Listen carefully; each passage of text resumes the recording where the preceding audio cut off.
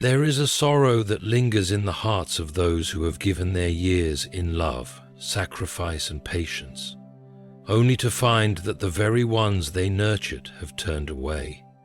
The weight of betrayal is heavy at any age, but when it comes in the twilight of life, it is an ache that settles deep into the soul. You were there for them when they had nothing. You provided when they could not stand on their own. You stood in the fire so they wouldn't be burned. Yet now, as the seasons have changed, as your hands have grown frailer, your steps slower, and your needs greater, they have turned cold. They do not visit, they do not call, and when they do, it is not with love, but obligation. Perhaps even resentment. The ones you lifted now look down upon you, forgetting the hands that once held them steady. How cruel it is to be abandoned, not by strangers, but by those who once called you their protector, their teacher, their guide. How painful it is to see the faces of your own blood look upon you with impatience, dismissing your wisdom as outdated, your presence as a burden. Is this what your years of sacrifice have amounted to? Is this the price of love? That when you need them most, they turn away. Yet, before despair takes root in your heart, consider this. Could it be that God has allowed this? Could it be that even in this pain there is a purpose? What if your suffering is not a curse, but a lesson, a divine moment in which God is revealing something greater? Look at the scriptures, the great ones, the chosen ones, the prophets and the faithful. Were they not betrayed by those closest to them? Was Joseph not cast into the pit by his own brothers? Was David not hunted by the very king he once served? Did Christ himself not suffer at the hands of those he came to save? If betrayal has touched even the most righteous, does it not stand to reason that it will also come for you? But here is the truth. Your suffering is seen by God. Every tear you shed in silence, every sigh that escapes your lips when no one is listening, every lonely night spent wondering where you went wrong, He sees it all, and He is not indifferent. God allows such things not to break you, but to awaken you. Perhaps He is showing you that your dependence should never have been on them, but on Him. Perhaps He is teaching you that your worth is not in their approval, but in His eternal love. Perhaps He is removing those who were never meant to walk with you in this final season of your life. When they hurt you in your old age, you stand at a crossroads. You can allow bitterness to take root, filling your heart with anger and regret, or you can surrender it to God, trusting that He is your ultimate protector. You can chase after them, begging for love, or you can turn to the one who has loved you from the beginning of time. If they dismiss you, let them. If they slander you, leave them to their words. If they refuse to honor you, know that God Himself will. The battle is not yours to fight. God is your defender. But you must understand this. Not everyone who walks with you in one season is meant to walk with you in the next. If they reject you now, let them go. Do not waste your final years pleading for love that should have been freely given. Do not spend your days mourning over those who do not mourn for you. Let them go, and let God take their place. And now, my friend, let us uncover the truth that many refuse to face. What are the signs that the ones around you are causing more harm than good? What are the red flags that God is showing you, urging you to walk away? Let us dive into the signs of toxic relationships and what you must do when they turn against you. Recognize when their actions are intentional, not accidental. Pain caused by those closest to us cuts the deepest. It is one thing to suffer at the hands of strangers, but when the very people you once nurtured, protected, and loved begin to hurt you, it shatters something inside. At first you may try to excuse their behavior. You may tell yourself that they are simply busy, stressed, or unaware of the pain they cause. But there comes a moment when you must ask yourself a hard question. Is this truly an accident, or is it a pattern? When you were younger, you forgave them for their careless words because they were still growing. When they failed to acknowledge your sacrifices, you convinced yourself they simply didn't understand. But now, after all these years, when they dismiss your struggles, belittle your presence, or act as if you are a burden, you must face the truth. This is not a mistake. It is a choice. People reveal who they are through patterns, not one-time actions. A single forgotten call or missed visit can be excused, but when neglect becomes a way of life, it is no longer something to overlook. When they fail to acknowledge your wisdom, when they talk down to you as if your years of experience mean nothing, when they raise their voices in impatience or roll their eyes in irritation, these are not accidents, these are decisions. They have chosen to ignore your worth. This is where many people struggle, because recognizing intentional harm means accepting that someone you love is no longer the person you once knew. It means confronting the painful reality that their heart has changed, and not for the better. The child who once ran to you for comfort now sees you as an inconvenience.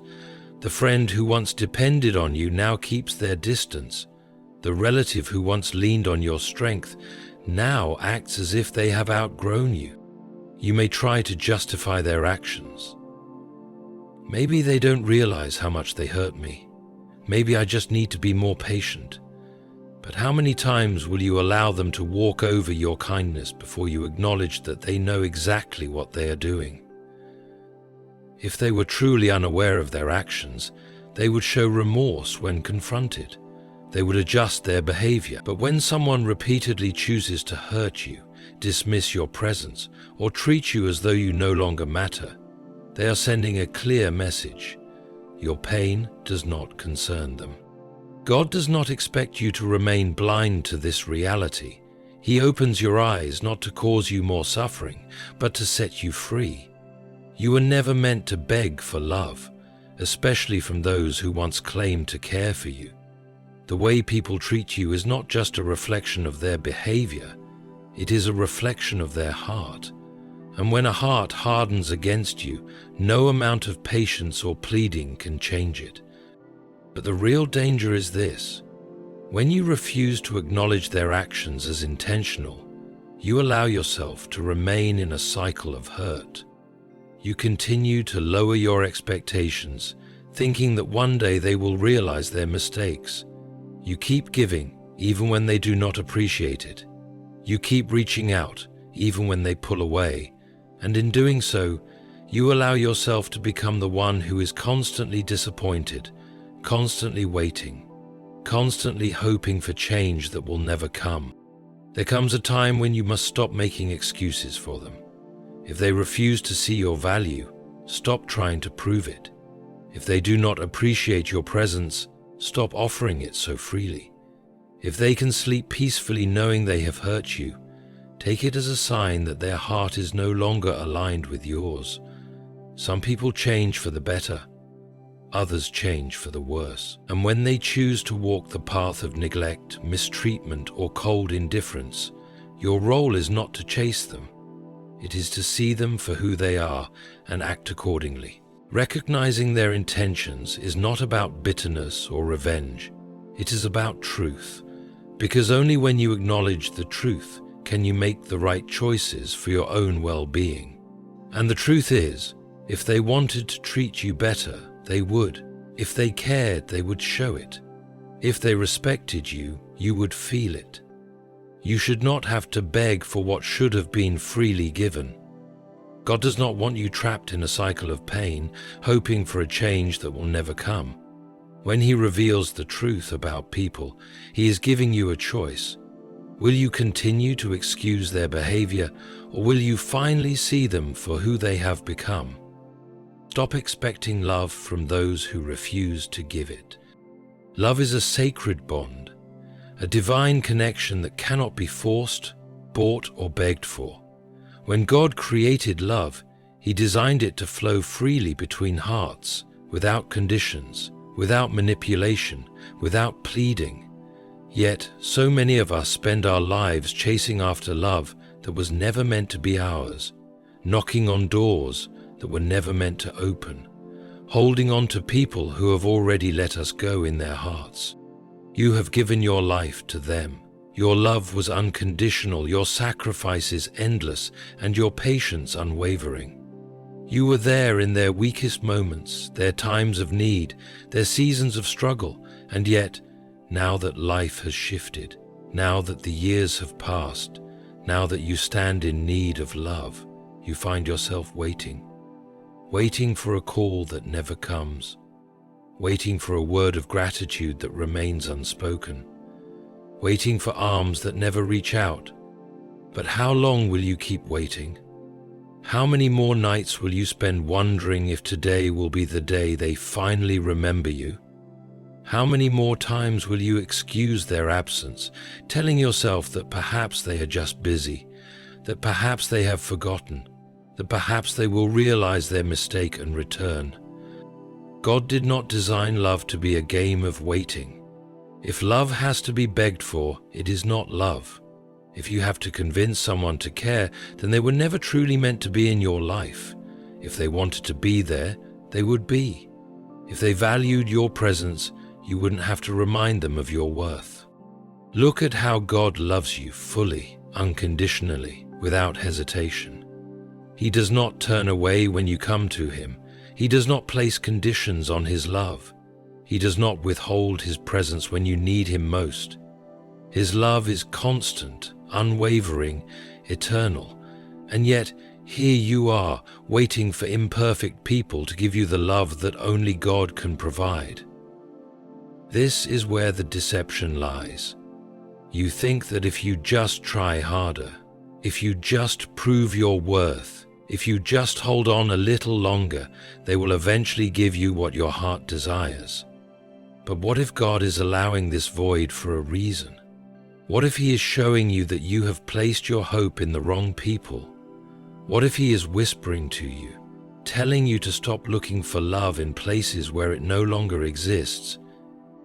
Consider the story of the prodigal son. The father loved his child, but he did not chase him when he left. He did not run after him, begging him to stay. He let him go, knowing that love, true love, cannot be forced. He stood firm, knowing that if love was meant to return, it would, and if it did not, it was never his to hold on to in the first place. There is a lesson in this for you. Stop expecting love from those who have made it clear that they do not wish to give it. Stop standing in doorways that God has already closed. Stop exhausting yourself in the pursuit of hearts that have already turned cold. God is a God of love, but he is also a God of wisdom. He will not allow you to waste your years begging for what is not meant for you.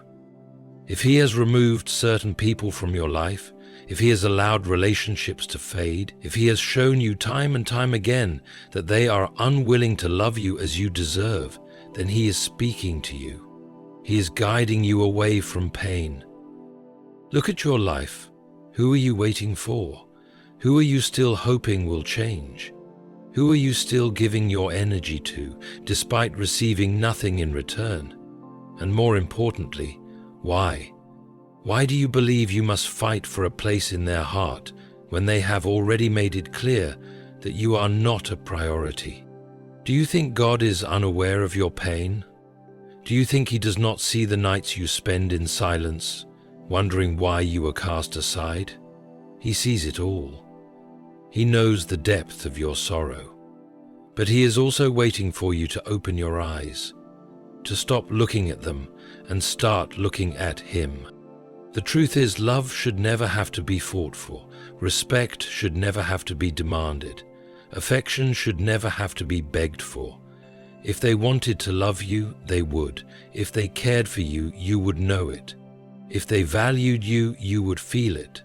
And the fact that you don't, the fact that you constantly question their intentions, the fact that you are always wondering if you matter to them, that is your answer. You deserve love, but not love that you have to chase. You deserve respect, but not from those who refuse to give it freely. You deserve kindness, but not at the cost of your own dignity. And so it is time to stop waiting, time to stop pleading, time to stop expecting love from those who refuse to give it. Because the truth is, the love you are searching for has been with you all along, not in them, but in God. He has been waiting for you to see that His love is greater, stronger, and more fulfilling than anything they could ever offer. And perhaps, just perhaps, that is the reason He has allowed them to turn away, because He has something greater for you, something eternal, something divine. Protect your heart from bitterness. When those closest to you betray, neglect, or abandon you in your old age, the natural response is pain, deep, soul-crushing pain that whispers lies in your ear. You were never truly loved. You were never enough. You have been forgotten. And when that pain is left to fester, it gives birth to something far more dangerous. Bitterness is not just an emotion, it is a spiritual disease. It seeps into your soul, corrupting the purity of your heart, darkening your thoughts and stealing your peace. It takes root slowly, disguised as justice, making you believe you have the right to hold on to anger, that you are justified in your resentment. But in reality, bitterness is a trap, a prison of your own making, a chain that keeps you bound while those who hurt you walk free, unaffected by the burden you carry. God warns us about this time and time again. He speaks of the dangers of an unforgiving heart, of the poison that spreads when we allow anger to dwell within us. See to it that no one falls short of the grace of God, and that no root of bitterness grows up to cause trouble and defile many. Hebrews 12:15. God does not just caution against bitterness, He commands us to guard our hearts against it. Why? Because He knows what it does to a person. He knows how it consumes the soul, how it hardens even the kindest hearts, how it blinds us to His presence. Bitterness does not harm those who hurt you. It harms you. It steals your joy. It fills your mind with endless thoughts of revenge and resentment, leaving no room for peace. It builds walls between you and God, making it harder to hear His voice, to feel His love, to embrace the future He has for you. Perhaps you feel that your bitterness is justified. After all, you did nothing to deserve the way they treat you.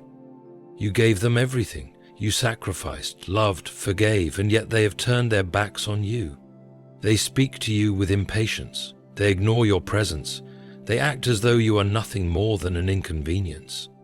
And so your heart hardens, your spirit grows weary, and the weight of their betrayal becomes too much to bear. But do you not see, this is exactly what the enemy wants. The devil does not just seek to harm you through others. He seeks to destroy your spirit by making you hold on to the hurt they caused. He wants you to dwell in your pain, to relive the injustice over and over again, to waste your final years carrying a burden that was never yours to bear. Because as long as you are focused on what they did, you cannot focus on what God is doing. Look at the life of Job, a man who had everything, wealth, family, health, only to have it all stripped away in a moment. His so-called friends turned against him. His wife told him to curse God and die, yet Job refused to let bitterness take root. He did not understand why he was suffering, but he trusted that God saw the injustice. And because he remained faithful, because he did not allow his pain to consume him, God restored him beyond anything he had before. Now ask yourself, what if God is testing your heart the same way? What if this betrayal, this rejection, this season of loneliness is not meant to break you, but to reveal something deeper in you? What if God is asking you, will you trust me enough to let go? Will you trust me enough to release this pain into my hands? Forgiveness does not mean you excuse their actions. It does not mean you pretend they never hurt you. It does not mean you must welcome them back into your life. Forgiveness is about setting yourself free. It is about refusing to allow the pain of others to dictate your peace. It is about trusting that God will deal with them in His own time, in His own way. Do not repay evil with evil, leave room for God's wrath. For it is written, "Vengeance is mine, I will repay, says the Lord." Romans 12:19.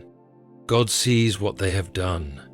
He knows the nights you have cried alone. He knows the weight of your sorrow, and He has not forgotten you. But He cannot pour new blessings into a heart that is full of bitterness. He cannot give you peace when your hands are clenched in anger.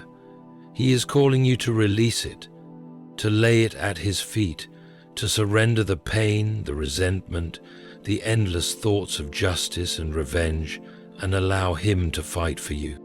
Imagine the freedom that awaits you. Imagine waking up with a heart unburdened by the past. Imagine no longer carrying the weight of their betrayal. Imagine walking forward with a spirit lightened by God's grace. This is what He wants for you. This is why He is asking you to let go. Not for them, but for you, so that you may know peace, so that you may know true joy, so that you may live the rest of your days free. Distance yourself from those who dishonor you. God never intended for you to live your life surrounded by dishonor. He never called you to remain in spaces where you are unappreciated, unvalued, or disrespected. And yet so many of us cling to relationships that drain us, hold on to people who treat us poorly, and continue to seek validation from those who refuse to give it. We tell ourselves that if we just love them more, if we just endure a little longer, if we just keep showing up for them, maybe, just maybe, they will change. But the truth is, when people have hardened their hearts toward you, no amount of love will soften them. Dishonor is more than just neglect. It is a spirit of disrespect. It manifests in the way they speak to you, in the way they dismiss your words, in the way they make you feel invisible. It is the sigh of impatience when you speak, the rolling of eyes when you share your wisdom, the tone of irritation when you ask for something simple. And over time, this dishonor becomes poison to your soul, making you question your worth, your place, and even your purpose. But here is what you must understand. God does not want you to remain where you are dishonored. He commands His people to honor one another, to show love, to respect those who have walked before them. Honor your father and your mother, so that your days may be long in the land the Lord your God is giving you. Exodus 20:12. When someone refuses to honor you, when they make it clear through their words and actions that they see you as insignificant, it is a sign that their heart is no longer aligned with the ways of God. Jesus Himself faced dishonor in His own hometown. When He returned to Nazareth, the people who had known Him as a child refused to believe in Him. They saw Him not as the Son of God, but as the carpenter's son, as someone ordinary, someone unworthy of their respect. A prophet is not without honor, except in his own town, among his relatives and in his own home. Mark 6:04. And what did Jesus do? He did not stay. He did not try to convince them of His worth. He did not waste His energy begging them to see who He truly was. He left, and you must do the same. There comes a time when you must accept the truth. Not everyone will appreciate you. Not everyone will value your presence. Not everyone will recognize the sacrifices you have made. And that is not a reflection of your worth. It is a reflection of their hearts. If they do not have the capacity to honor you, to love you, to respect you, then no amount of effort on your part will change that. But the danger of staying among those who dishonor you is that over time you begin to believe their lies. You begin to think that maybe you are a burden. Maybe your voice doesn't matter. Maybe you should shrink yourself, dim your light, and expect nothing. This is exactly what the enemy wants. to make you forget who you are, to make you question your own value, to make you believe that dishonor is something you must simply accept. But God says otherwise. God calls you His beloved. He sees your years of sacrifice, your heart of service, your unwavering love, and He does not take it lightly when others treat you as if you are disposable. They will be held accountable for every careless word they have spoken, Matthew 12:36. But while God will deal with them, your responsibility is to remove yourself from environments that diminish you. You were created in the image of God. You carry His Spirit, His wisdom, and His strength. And anyone who cannot see that does not deserve access to your presence. When people refuse to acknowledge your worth, when they make it clear through their actions that they do not value you, do not argue, do not plead, do not fight for a seat at their table. Walk away and trust that God has already prepared a place for you where you will be celebrated, not tolerated. Some people only realize your value once you are gone. Some people will only understand what they lost when you are no longer available. But by then it will be too late. Do not waste the years God has given you in the presence of those who refuse to see you. Do not allow their dishonor to define you. If they cannot respect you, let them go. If they refuse to cherish you, remove yourself. God has called you to walk in dignity, not in desperation. And when you finally distance yourself from those who dishonor you, when you make the decision to stop tolerating disrespect, you will realize something powerful. You were never the problem. You were never the burden. You were never unworthy. You were simply in the wrong company. And now, God is calling you to something greater. Shift your focus to those who truly care. There comes a time when you must stop chasing after those who have made it clear they do not value you. You must stop waiting for a change in their heart. Stop hoping that one day they will wake up and finally appreciate all that you have done. When people choose to neglect, ignore, or dishonor you, it is a sign that God is shifting you away from them, not to leave you empty, but to make space for something greater. God never intended for you to live a life of longing and rejection. He did not create you to spend your days grieving over those who have turned their backs on you. He is not a God who forces love, and He does not want you to force relationships that no longer serve His purpose for your life. When one door closes, another opens. But too often we remain staring at the closed door, mourning what was lost, instead of seeing what God has placed before us. We waste years longing for the love of those who refuse to give it, while ignoring the love that already surrounds us. Perhaps it is the friend who checks on you, the neighbor who always greets you warmly, the stranger who shows kindness in small ways. These may not be the people you expected to be there for you, but they are the ones God has placed in your life for a reason. Look at the story of Ruth. Naomi lost everything: her husband, her sons, her security. She was left in a place of grief, feeling abandoned and alone. And yet, in the midst of her sorrow, Ruth remained by her side. She was not bound by blood, yet her loyalty and love were stronger than that of family. Naomi could have focused on her losses, on those who had been taken from her, but instead she embraced the one who stayed, and because she did, God blessed her beyond what she could have imagined. Now ask yourself, who has God placed in your life? Who are the people who have stood by you even when others walked away? Who has shown you kindness without expecting anything in return? These are the ones who matter. These are the relationships that deserve your attention. The enemy wants you to focus on those who left. He wants you to dwell in the pain of rejection, to replay the memories of abandonment, to believe the lie that you are alone. But the truth is, you are not alone. God has placed people in your life, even if you have not yet recognized them.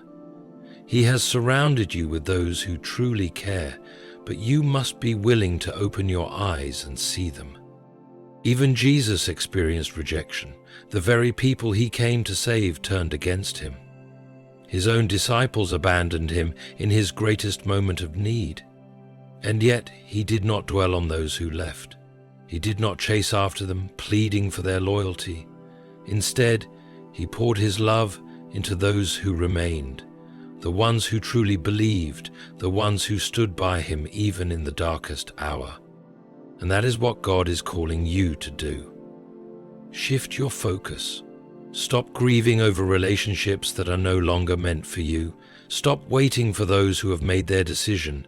Instead, turn your heart toward those who are present, those who truly care, those who see you, value you, and honor you.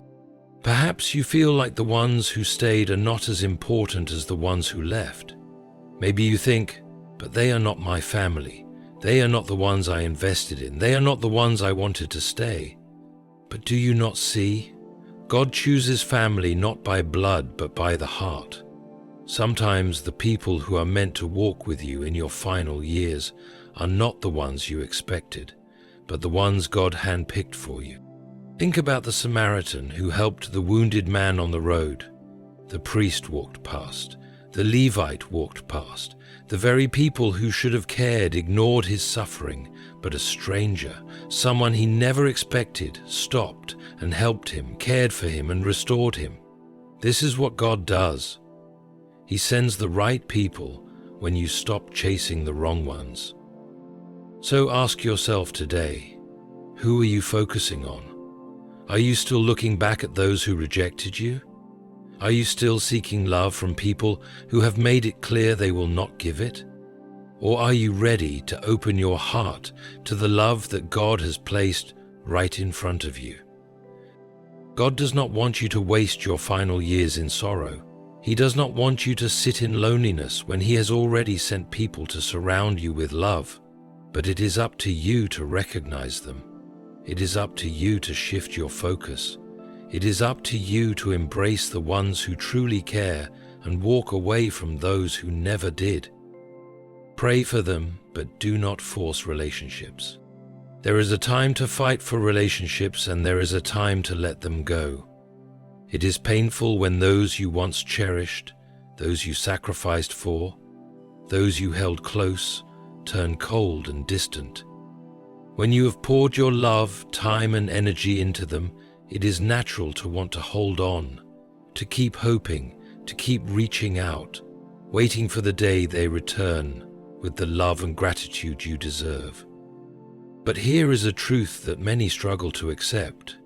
Not every relationship is meant to last forever. Not every person who walks with you in one season is meant to stay in the next. Some people are only in your life for a time, and when their purpose has been fulfilled, they leave. Others change, and their hearts grow distant, not because you have done anything wrong, but because their journey no longer aligns with yours. And some people, no matter how much you love them, no matter how much you give, will never appreciate you because their hearts were never truly with you to begin with. Yet, even when people walk away, even when they mistreat you, even when they refuse to honor you, God does not call you to hatred. He does not call you to resentment. He calls you to pray. But I say to you, love your enemies and pray for those who persecute you. Matthew 5:44. This does not mean you must tolerate their abuse. It does not mean you must continue placing yourself in their lives, allowing them to hurt you again and again. It does not mean you must plead for their love. It means that instead of carrying the burden of bitterness, you hand them over to God. Praying for them does not mean they will change. It does not mean they will suddenly come back into your life with open arms and a softened heart. But it does mean that you release yourself from the weight of their actions. It means that you trust God enough to deal with them in His own way. Think about Jesus on the cross. Betrayed, abandoned, humiliated. The very people He came to save mocked Him, spat on Him, drove nails into His hands, and yet, what were His final words concerning them? Father, forgive them, for they do not know what they are doing. Luke 23, 34. This is what true strength looks like. To entrust your pain to God instead of allowing it to consume you. To pray for those who hurt you, not because they deserve it, but because you refuse to let their actions define your spirit. But notice this, Jesus did not chase after those who betrayed him. He did not go running after Judas, begging him to stay. He did not plead with the Pharisees to understand him. He did not try to force love where it was not freely given. He knew that some hearts were too hardened to change, and so he released them. And that is what God is calling you to do. Pray for them, yes, but do not force what is not meant to be. If someone has walked away from your life, let them. If someone refuses to honor you, distance yourself. If someone consistently treats you as though you do not matter, take it as a sign not to fight harder, but to step back and let God handle them. God is just. He sees what you have endured.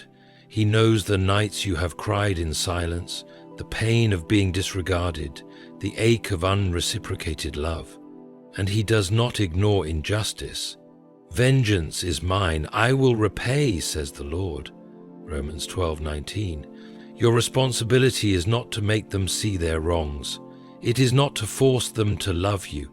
It is simply to pray and trust that God will do what is necessary.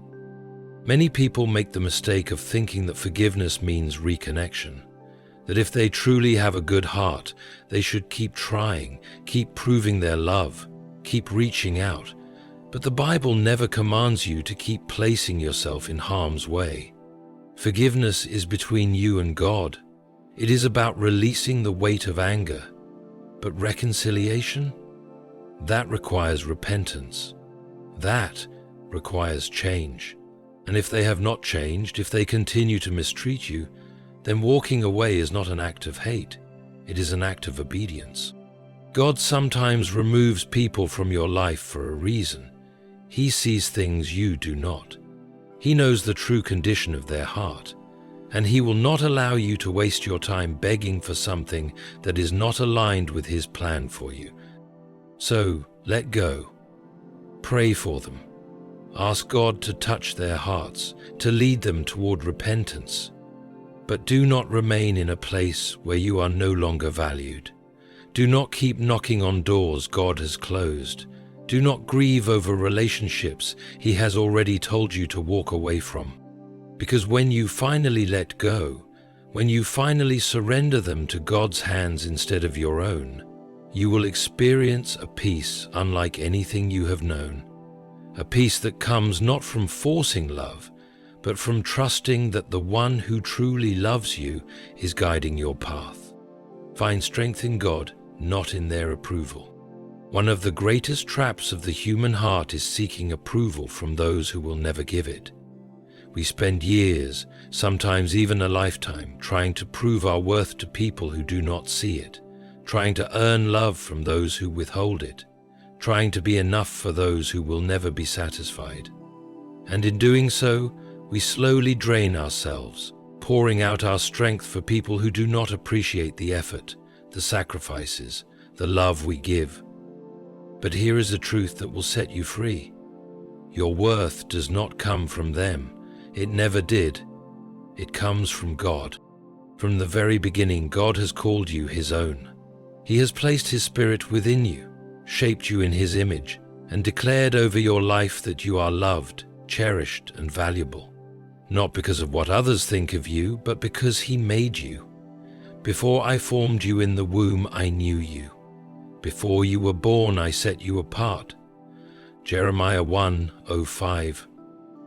So why then do we spend so much time trying to earn the approval of people who did not create us, who do not see the depth of our soul, who will never love us the way God does? Why do we allow their rejection to shape our identity? The enemy wants nothing more than to keep you trapped in this cycle, forever chasing after people who dismiss you, forever waiting for validation from those who refuse to give it. Because as long as your eyes are on them, they are not on God. As long as you are looking to them for worth, you are not looking to Him. Jesus Himself experienced rejection, and not from strangers, but from those closest to Him. His own family doubted Him. His own people turned against Him. He was betrayed, mocked, and abandoned by those who once walked beside Him. But He did not allow their rejection to shake His identity. He did not question His purpose just because others refused to see it. And neither should you. If they refuse to love you, let them. If they dismiss your worth, so be it. If they choose to walk away, let them go. Because your strength does not come from their approval, it comes from God. Too many people spend their days grieving over the opinions of others, allowing their words and actions to dictate their emotions. But when did we give them that power? When did we start believing that they had the right to determine our value? God never said, "You are worthy because others see your worth." He never said, "You are loved because people treat you well." He said, "I have loved you with an everlasting love." Jeremiah 31:3. A love that does not waver, does not change, does not diminish based on the approval of people. Look at David. Before he was a king, he was just a shepherd boy, overlooked and forgotten by his own family.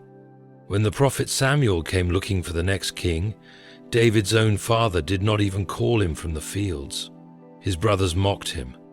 Saul, the king he once served faithfully, turned against him. Yet, through it all, David did not seek validation from man. He found his strength in God. "The Lord is my strength and my shield. My heart trusts in Him and He helps me." Psalm 28, verse. And that is what you must do.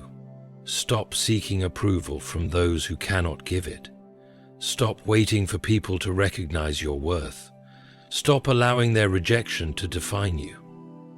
You were never meant to be sustained by their validation. That is why it has left you empty. That is why, no matter how much you do for them, it is never enough.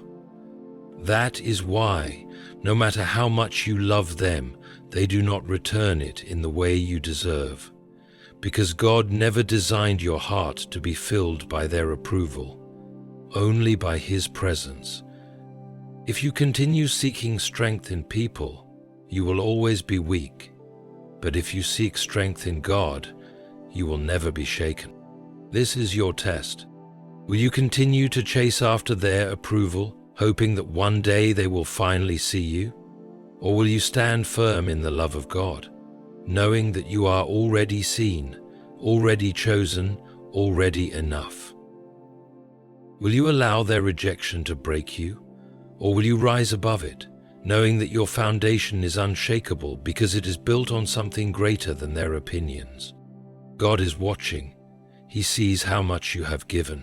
He sees the nights you have spent wondering why you were not enough for them. And He is calling you to turn away from that pain, to stop seeking something they will never provide, and to finally place your trust, your heart, and your strength in Him alone. Because when you do, you will never feel empty again. You have spent too much of your life seeking love from people who refuse to give it, holding on to relationships that dishonor you, and exhausting yourself in the pursuit of approval that will never come. You have wept in silence, questioned your worth, and wondered why those you once cherished have turned their backs on you. But today, God is calling you to something greater. He is calling you to stop looking at them and start looking at Him. He is calling you to step away from those who mistreat you, to release the weight of bitterness, and to no longer beg for the love that should have been freely given. He is calling you to shift your focus, to stop grieving over those who left, and start embracing those He has placed in your life.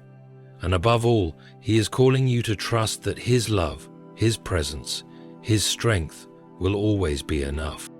You were never meant to live in sorrow.